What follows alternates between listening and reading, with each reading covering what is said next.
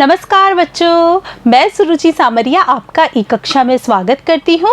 आज आप मेरे साथ कक्षा 5 के हिंदी विषय के अंतर्गत पाठ 3 पढ़ रहे हैं, जिसका कि नाम है अपनी वस्तु। बच्चों, यह भी एक कहानी है। कहानी भी कैसी? शिक्षाप्रद कहानी। हर कहानी हमें कुछ न कुछ अवश्य सिखाती है। आज की कहानी से भी आप एक नई बात सीखेंगे। बच्चों, आप सभी लोग छोटे छोटे बच्चे हो, आप सभी के भाई बहन होंगे जिनके के साथ आप खेलते हो, लड़ाई झगड़ा भी करते हो।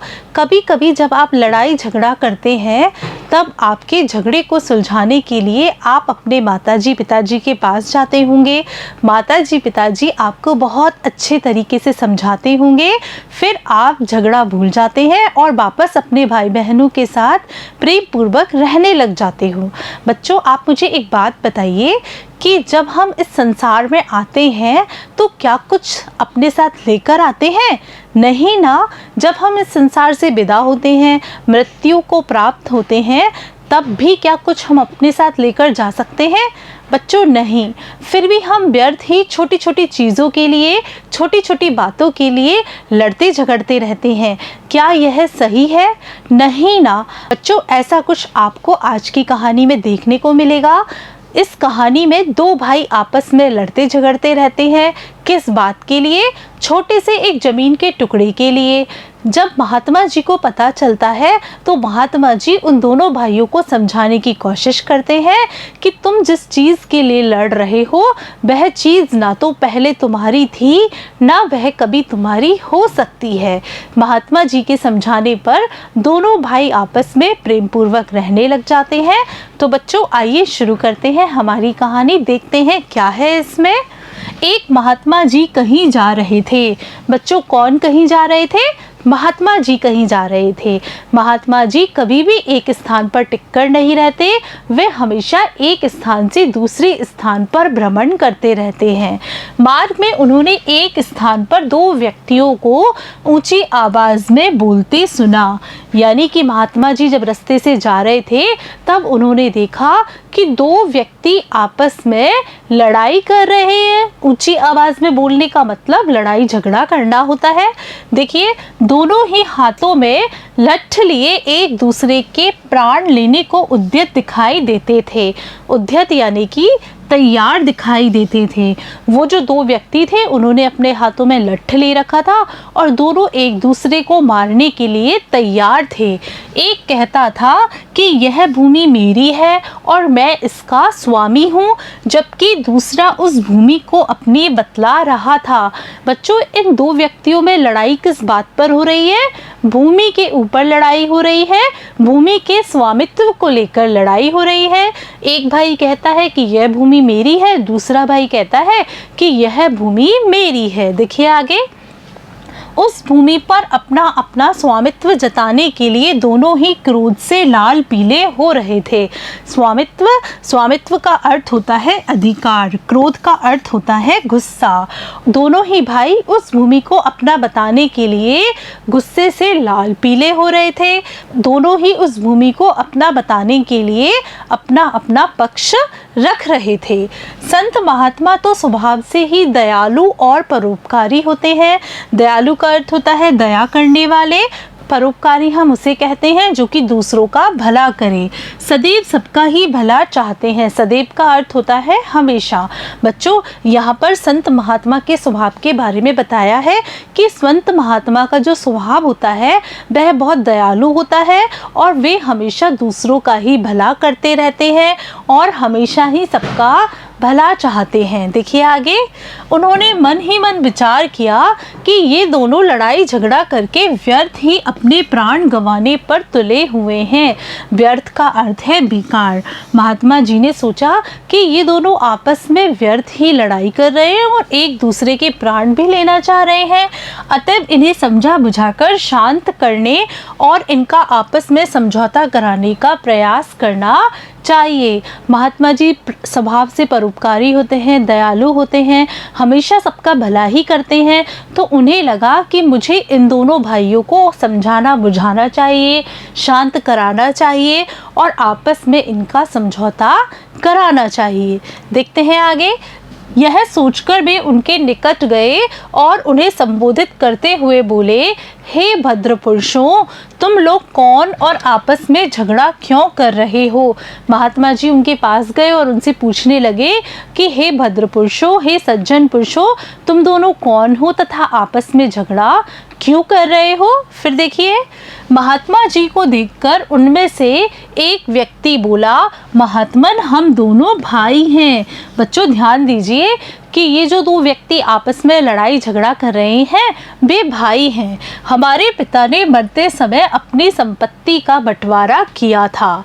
देखिए, वो कह रहे हैं कि जब हमारे पिताजी मरने वाले थे उस समय उन्होंने अपनी संपत्ति का बंटवारा किया था और बंटवारा करते समय उसके अनुसार इस भूमि का मालिक मैं हूँ, यानी कि ये जो भूमि है वह मेरी है, फिर भी यह व्यर्थ ही झगड़ा कर रहा है। दूसरा व्यक्ति तत्काल चिल्ला उठा, बोला, महाराज ये बिल्कुल झूठ बोल रहा है, ये भूमि इसके भाग में नहीं बल्कि मेरे भाग में आती है। बच्चों, भाग का अर्थ है हिस्सा। दूसरा व्यक्ति बोला कि यह जो भूमि है यह मेरे हिस्से में आती है। फिर देखिए, इसलिए इसका असली मालिक मैं हूँ। यह झूठ मूठ ही इसे अपनी बतलाकर और मुझे डरा धमकाकर इसे हड़पना चाहता है। और वो जो दूसरा व्यक्ति क्या बोला कि यह भूमि मेरी है, लेकिन यह जो पहला व्यक्ति है वह क्या कर रहा है, वह झूठ बोल रहा है। झूठ बोलकर इस भूमि को अपने अधिकार में ले लेना चाहता है। महात्मा जी ने शांत स्वभाव से फरमाया मतलब महात्मा जी शांत स्वभाव से बोले, तुम दोनों ही इस भूमि को अपना कहते हो और अपने अपने पक्ष में दलीलें देते हो। ऐसे तो इसका निर्णय कभी नहीं होगा। निर्णय का अर्थ है फैसला। महात्मा जी बोले कि तुम दोनों भाई ऐसे तो लड़ रहे हो और इस भूमि को अपना बताने के लिए अपने अपने पक्ष में दलीलें दे रहे हो। एक कह रहा है ये भूमि मेरी है, दूसरा कह रहा है ये भूमि मेरी है। इस तरह से इस भूमि का फैसला नहीं हो पाएगा। देखिए, इसलिए अच्छा यही रहेगा कि जिस भूमि के लिए तुम दोनों मरने मारने पर उतारू हो उससे ही यह बात पूछ लो कि उसका असली मालिक तुम दोनों में से कौन है। यह स्वयं ही इस बात का निर्णय कर देगी। देखिए बच्चों, महात्मा जी कितने समझदार थे। महात्मा जी ने दोनों भाइयों से क्या कहा, महात्मा जी ने कहा कि भाई जिस भूमि के लिए तुम मरने मारने पर उतारू हो उस भूमि से ही पूछ लेते हैं कि यह भूमि तुम दोनों में से किसकी है, वह स्वयं ही निर्णय कर देगी। देखिए आगे, कुछ पल तक दोनों महात्मा जी के मुख की ओर ताकते रहे, यानी महात्मा जी के मुख की तरफ देखते रहे। फिर बोले, किंतु यह कैसे संभव है, भूमि भी कभी बोलती है। फिर बोले, क्या ऐसा हो सकता है, क्या भूमि भी कभी बोल सकती है। बच्चों, आपको क्या लगता है, भूमि क्या कभी बोल सकती है। बच्चों, भूमि बोलती है। भूमि क्या बोलेगी वह हम आगे की कहानी में जानेंगे। आइए देखते हैं। महात्मा जी ने उत्तर दिया, हाँ वह अवश्य बोलती है, परंतु उसकी आवाज़ तुम लोग नहीं सुन सकते, हम सुन सकते हैं। किंतु यह बताओ कि भूमि जो भी निर्णय देगी क्या वह तुम दोनों को मान्य होगा। महात्मा जी बोले कि भूमि तो बोल सकती है, लेकिन भूमि की आवाज़ सिर्फ मैं ही सुन सकता हूँ, तुम नहीं सुन सकते। और दूसरी बात कि भूमि जो निर्णय देगी क्या वह तुम दोनों को मान्य होगा, यानी अगर भूमि कुछ कहेगी कि यह भूमि किसकी है वह आपको मानना पड़ेगा। दोनों भाई इस बात पर राजी हो गए, तैयार हो गए। तब महात्मा जी बोले, मुझे बहुत ज़ोरों की भूख लग रही है, पहले मुझे भोजन कराओ। महात्मा जी क्या बोले, ठीक है, लेकिन मुझे बहुत ज़ोरों की भूख लग रही है, पहले आप लोग मुझे भोजन कराओ। देखिए, वे बोले भूमि का निर्णय हो जाए फिर आपको डटकर खाना खिलाएंगे। दोनों भाई बोले, पहले आप यह निर्णय कर दो कि भूमि किसकी है, उसके बाद हम आपको खूब सारा पेट भर के भोजन कराएंगे। महात्मा जी ने कहा, भूमि का निर्णय तो हो ही जाएगा, वह कहीं भागे थोड़े ही जा रही है, पहले भोजन हो जाए ताकि मन मस्तिष्क कुछ ठिकाने आए। बच्चों, आप लोगों को क्या लगता है, महात्मा जी स्वयं भोजन करना चाहते थे या दोनों भाइयों को कराना चाहते थे? क्या महात्मा जी ने भोजन की बात पहले रखी तो इसके पीछे महात्मा जी का कोई विचार था? हाँ बच्चों, महात्मा जी की एक बहुत बड़ी सोच थी। महात्मा जी जानते हैं कि जब तक इंसान भूखा रहता है तब तक उसका दिमाग बिल्कुल काम नहीं करता, वह गुस्से में रहता है। लेकिन जैसे ही हमारे पेट में भोजन चला जाता है तो हम थोड़े शांत हो जाते हैं। देखिए आगे, इसलिए तुम दोनों अपने घर से भोजन ले आओ। महात्मा जी ने दोनों को कहा कि भाई तुम अपने घर जाओ, दोनों भोजन ले आओ, तब तक हम यहीं बैठे हैं। यह कहकर महात्मा जी एक पेड़ की छाया में बैठ गए।